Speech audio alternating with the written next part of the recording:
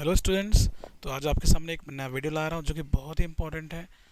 ये वीडियो के देखने के बाद आपको ये समझ में आएगा कि जब भी कंपनी अपने कोई भी चीज़ बनाने के लिए, प्रोडक्शन के लिए मटेरियल मंगाती है ना, तो उसको मैनेज करना इतना इम्पोर्टेंट क्यों है। जब भी आप अपने प्रोडक्शन के लिए कोई भी मटेरियल ऑर्डर करते हो, ठीक है, तो ऑर्डर करने के बाद का जो आपका प्रोसेस है ना, वो सबसे इम्पोर्टेंट क्या है कि मटेरियल मंगा तो लिया आपने, लेकिन आपको यही नहीं पता कि कैसे मैनेज करना है। तो सारा जो काम है सब कुछ हो ही नहीं पाएगा आपका कोई काम।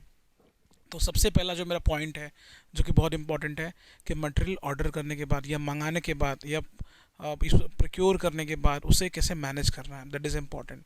तो मटेरियल मैनेजमेंट जो ये हम लोग टॉपिक पढ़ रहे हैं, ये बहुत ही इंपॉर्टेंट है। ठीक है, मैंने बहुत सारे पॉइंट्स इसमें मैंने कवर अप किए हुए हैं। आई थिंक सो ये वीडियो देखने के बाद आपके जो डाउट्स हैं वो पूरे के पूरे क्लियर हो जाएंगे। ठीक है, मैंने इसमें मटेरियल मैनेजमेंट की डेफिनेशन को कवर किया है।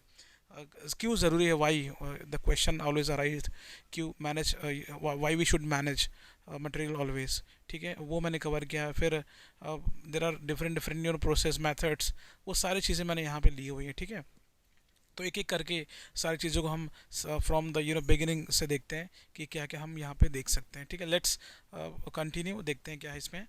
सबसे पहला इंपॉर्टेंट चीज़ का इसका डेफिनेशन क्या है, क्योंकि जब तक आपको डेफिनेशन नहीं पता रहेगा कि भाई मटेरियल मैनेजमेंट का मतलब क्या होता है, फिर आगे बढ़ के कोई मतलब नहीं बनता आपका। ठीक है, लेट्स स्टार्ट कि मटेरियल मैनेजमेंट होता क्या है। तो बेसिकली मटेरियल मैनेजमेंट क्या होता है, it is a core supply chain function, includes supply chain planning and supply chain execution capabilities. Specifically, material management is the capability firms use to plan total material requirement. Basically इसका एक छोटा सा मतलब होता है कि मटेरियल मैनेजमेंट में क्या होता है कि आपकी कितनी ज़रूरत है, आपको कितना लगने वाला है, आपको पता चल जाता है।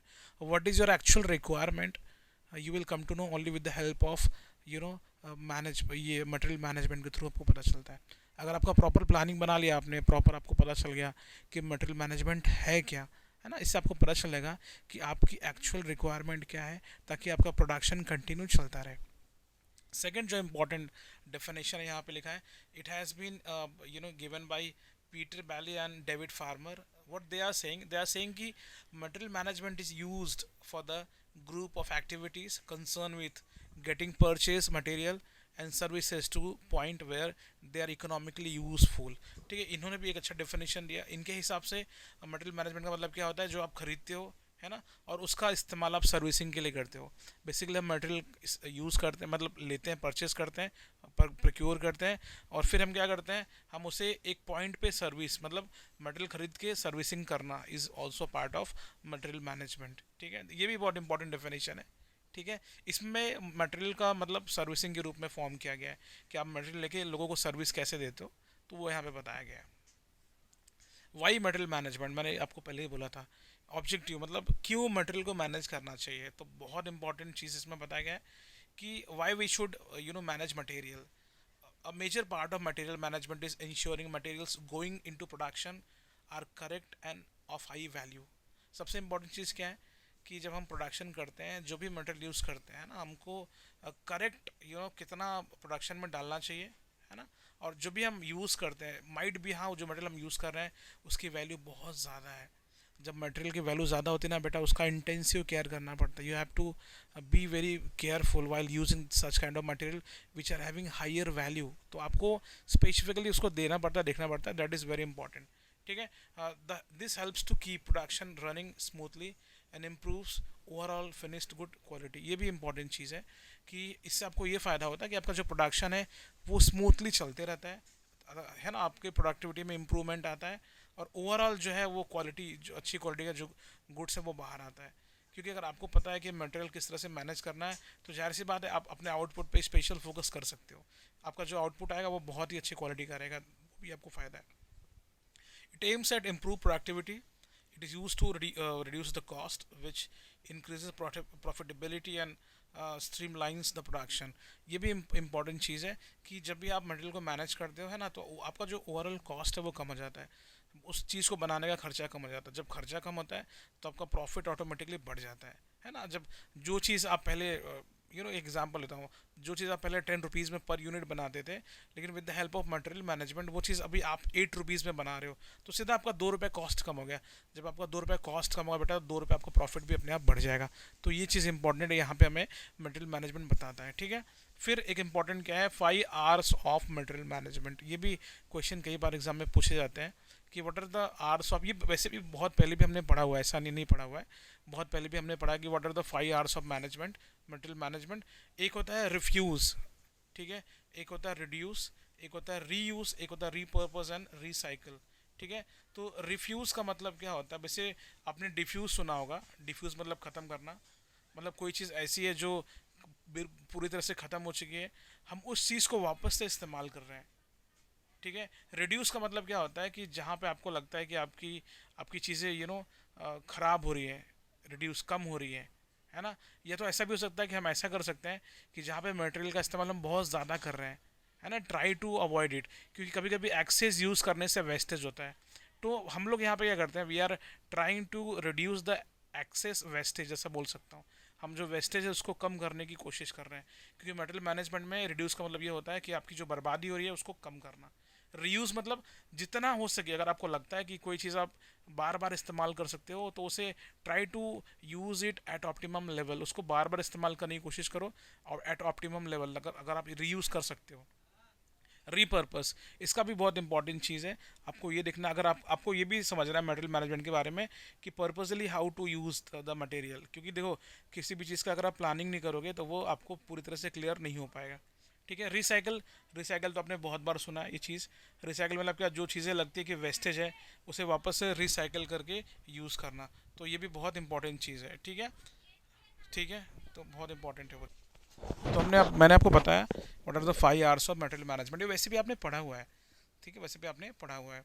नेक्स्ट, मटेरियल को हैंडल करना भी इंपॉर्टेंट है। जब मैं मटेरियल मैनेजमेंट की बात करता हूँ ना, तो we should also learn about how to handle the material, क्योंकि अगर आपको मटेरियल को हैंडल करना आ गया तो चीज़ें आपके लिए अपने आप आसान हो जाती है। तो मटेरियल मैनेजमेंट ये है कि आपने खाली मटेरियल को मैनेज कर लिया, you also know how to handle the material, मतलब आप किस तरह से मटेरियल को यूज़ मतलब हैंडल कर रहे हो, किस तरह से आप यूज़ कर रहे हो, that is also a part of handling, ठीक है। तो let's see what are material handling. तो material handling is the function dealing with the preparation, placing and positioning of material to facilitate their movement और storage. ये बात भी सही है, आप मटेरियल को कहाँ से कहाँ रख रहे हो, कहाँ से ला रहे हो, अगर आपने कहीं से ऑर्डर किया हुआ किस तरह से आपके पास वो पहुंच रहा है, तो उस मूवमेंट को भी हम लोग बोलते हैं मटेरियल हैंडलिंग।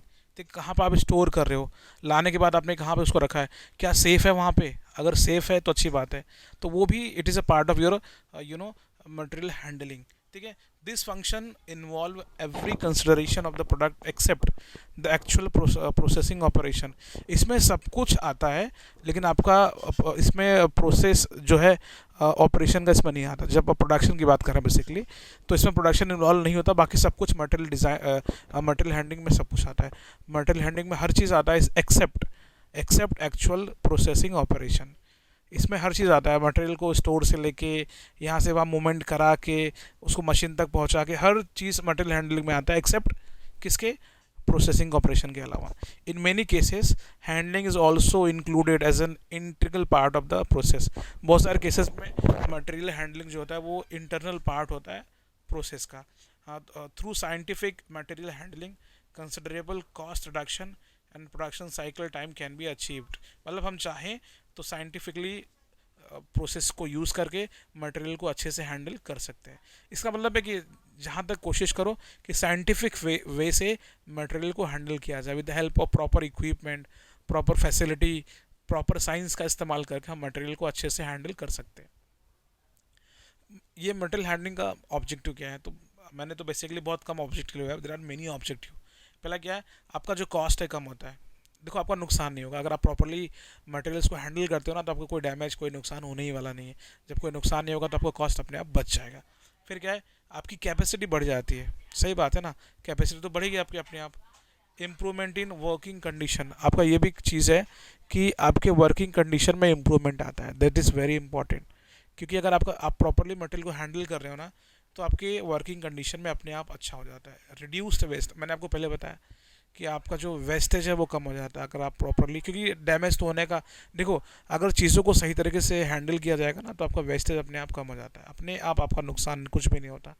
फिर क्या है, इम्प्रूव्ड कस्टमर सर्विस, ये भी एक चीज़ है, बहुत इंपॉर्टेंट चीज़ है कि आपका कस्टमर सर्विस इम्प्रूव्ड हो जाता है। अगर मैं प्रॉपरली मटेरियल को हैंडल कर रहा हूँ ना तो ऑटोमेटिकली मेरा कस्टमर सर्विस इम्प्रूव्ड होता है, क्योंकि ना कस्टमर यही तो देखता है ना कि आप किस तरह से मैनेज कर रहे हो चीज़ों को, कैसा मैनेज कर रहे हो, किस तरह से आप चीज़ों को हैंडल कर रहे हो, कस्टमर वही देखता है।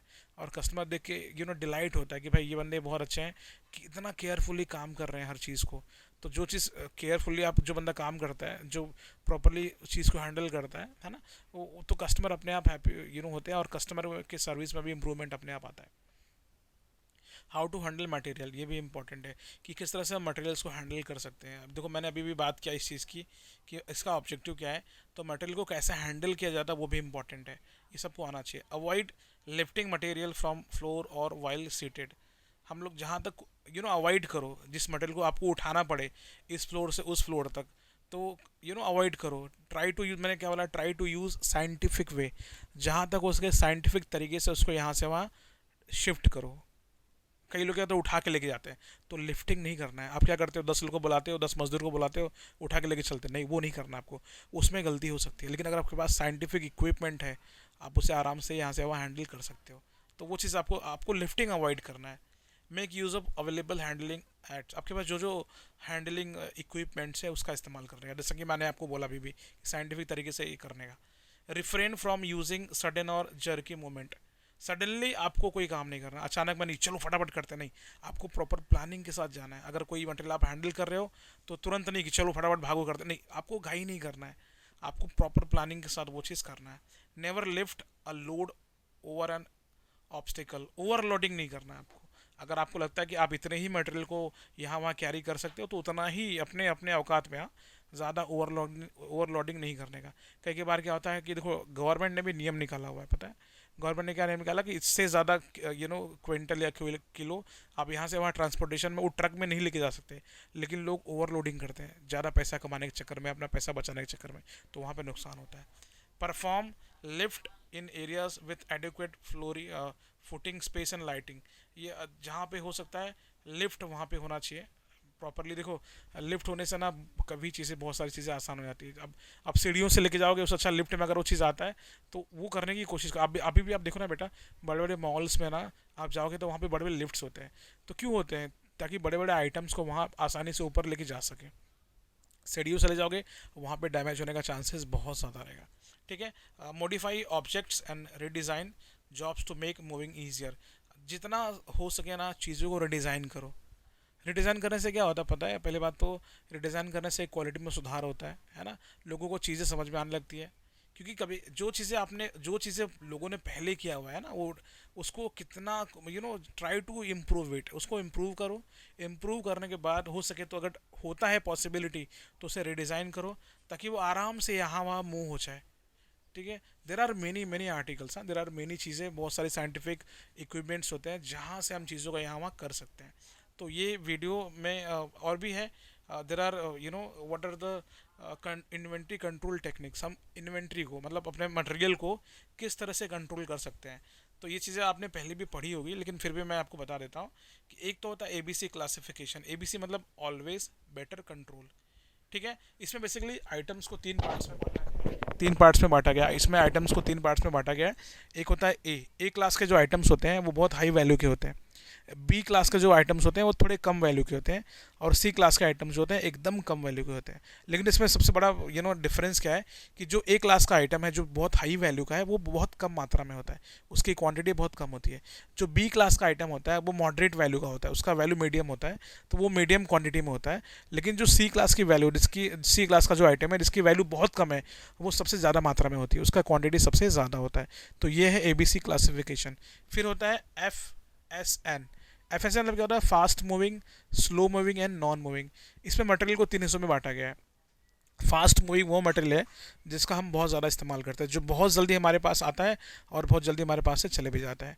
फिर स्लो मूविंग, ये ऐसा मटेरियल है जो बहुत स्लो मूव करता है, तो हम ये ज़्यादा मंगाते भी नहीं है, इसकी ज़रूरत नहीं है अपने को। फिर नॉन मूविंग वो मटेरियल जिसकी ज़रूरत ही नहीं है अपने को, जब मूव ही नहीं करा ना, वो जगह पे है, उसका यूज़ नहीं कर पा रहे अपन, तो ऐसे आइटम को अपन ऑर्डर भी नहीं करेंगे। तो फास्ट मूविंग आइटम को हमें ज़्यादा ऑर्डर करना पड़ता है, हम ज़्यादा से ज़्यादा मटेरियल मंगाते हैं क्योंकि वो बहुत ज़्यादा बिक रहा है। वो स्लो मूविंग वाला बहुत कम बिकता है ना, और नॉन मूविंग वाला बिल्कुल नहीं बिकता। फिर क्या है, V E D. V D का मतलब क्या होता है, vital, essential and desirable. Vital मतलब सेम नाम से पता चल रहा है कि ये मटेरियल बहुत ही वाइटल है, बहुत ही इंपॉर्टेंट है। इसेंशियल मतलब क्या होता है कि बहुत ही ज़्यादा इसेंशियल है। डिज़ायरेबल मतलब क्या, ये आपके पास होना ही चाहिए। ठीक है, तो ये चीज़ें बेसिकली यहाँ पे बताया गया है। एस ओ एस, ठीक है, ये भी इंपॉर्टेंट चीज़ है। ये बेसिकली सीजनल आइटम्स होते हैं, ठीक है, जो कि बहुत लिमिटेड पीरियड में अवेलेबल होते हैं इन डिफरेंट डिफरेंट सिचुएशन। ठीक है, जैसे यहाँ पे लिखा गया है, the seasonal items which are available only for limited period should be procured and stocked for meeting the needs of the full year. The prices of the seasonal items which are available throughout the year are generally less during the harvest season. अभी जो item seasonal item है ना, वो खाली उसी season में मिलता है, बाकी साल भर में नहीं मिलता, तो उसके प्राइस पे काफ़ी कुछ फ़र्क हो सकता है। तो कई लोग क्या करते हैं, पहले से सीज़न में ख़रीद लेते हैं ताकि अपन साल भर उसका इस्तेमाल कर सके, क्योंकि ऑफ सीजन आप जाओगे ना, तो ऑफ सीजन में वो चीज़ का प्राइस बढ़ जाएगा, उस मटेरियल का प्राइस बढ़ जाएगा। तो कंपनी वाले बहुत चालाक होते हैं, सीजन में ना ज़्यादा से ज़्यादा क्वांटिटी परचेस कर लेते हैं, अच्छे से स्टोर कर लेते हैं। ठीक है, अब जब ऑफ सीजन आएगा, जब वो चीज़ नहीं मिलेगी, तो उसमें से पूरे साल भर अपने को तो यूज़ करना ही करना है, हमने तो पहले से दिमाग यूज़ कर लिया है। फिर क्या है, H M L. H M L क्या होता है, high value, medium value, low value. High medium वाला जो वैल्यू होता है, उसकी उस मटेरियल की प्राइस बहुत ज़्यादा होती है। फिर मीडियम वैल्यू का प्राइस मीडियम होता है, और लो वैल्यू का एकदम कम वैल्यू का होता है। तो ये भी जैसे हमने पढ़ा ना ए बी सी, तो ए बी सी की तरह ये भी हो गया। ठीक है, फिर एक्स वाई जेड, ये भी इंपॉर्टेंट है। सेम हमने क्या किया, आइटम्स को एक्स, एक्स मतलब बहुत कम वेरिएशन होता है, वाई मतलब वही मॉडरेट।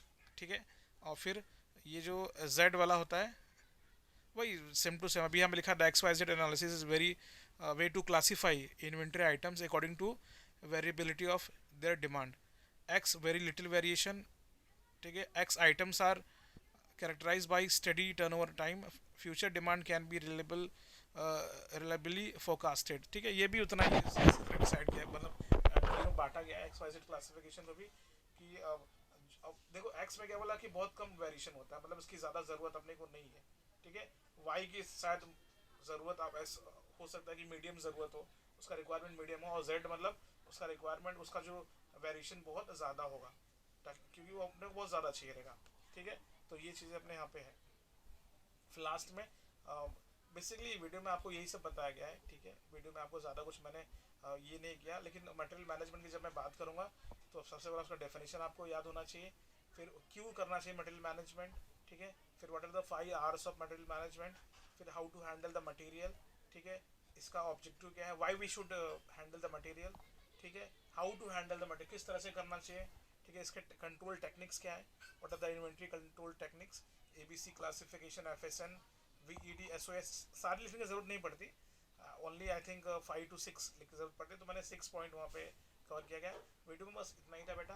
अगर वीडियो आपको पसंद आता है, प्लीज़ लाइक करो, सब्सक्राइब करो, शेयर करो, ताकि ज़्यादा से ज़्यादा लोगों को इसका नॉलेज मिल पाए। ठीक है बेटा, बाय एवरीवन, टेक केयर।